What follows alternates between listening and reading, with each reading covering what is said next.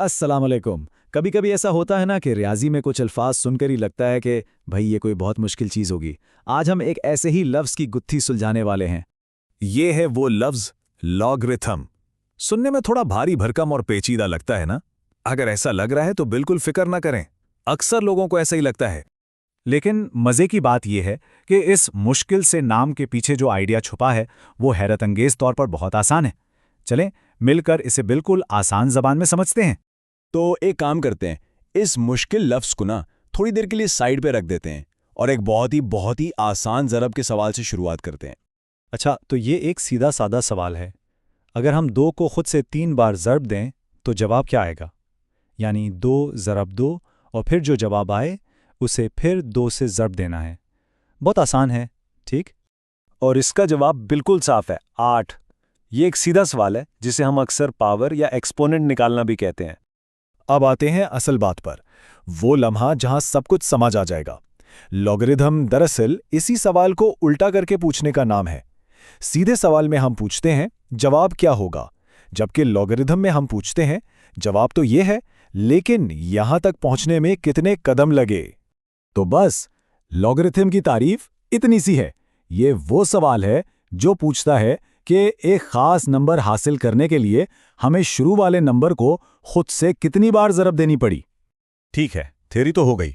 अब इस आइडिया को एक रोजमर्रा की मिसाल से देखते हैं ताकि ये बिल्कुल पक्का हो जाए। फर्ज करें कि मेज पर 8 रोटियां पड़ी हैं और एक शख्स एक बारी में सिर्फ 2 रोटियां खाता है। तो सवाल यह है कि उसे सारी 8 रोटियां खत्म करने में कितनी बारियां लगेंगी। चलें गिनते हैं।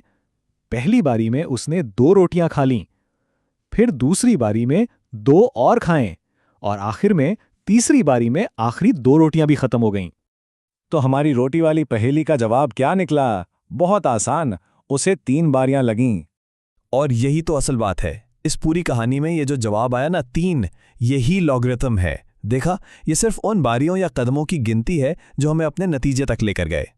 चलें एक और मिसाल देखते हैं। इस बार एक ऐसे मोबाइल फ़ोन की बात करते हैं जिसकी बैटरी बड़े अजीब तरीके से चार्ज होती है।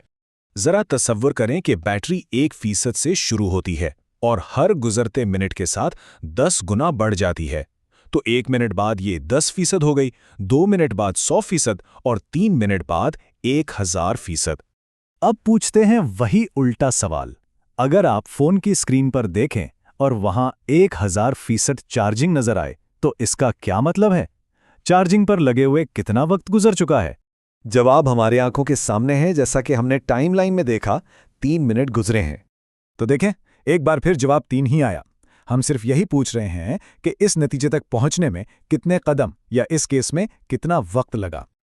अच्छा, अब जबकि हमने इसे कुछ मिसालों से समझ लिया है, चलें इस सारी बात का निचोड़ एक जुमले में निकालते हैं जिसे बस याद रखना है। तो अगर आपको इस पूरी गुफ्तगू से सिर्फ एक बात याद रखनी हो तो वो ये है, लॉगरिथम सिर्फ एक सवाल है और वो सवाल ये है कि अपने मतलूबा नंबर तक पहुंचने के लिए हमें शुरू वाले नंबर को खुद से कितनी बार ज़रब देनी पड़ी। बस ये डरावना लफ्ज़ दरअसल कदम गिनने का एक स्टाइलिश तरीका है। और ये सिर्फ किताबों की बात नहीं है।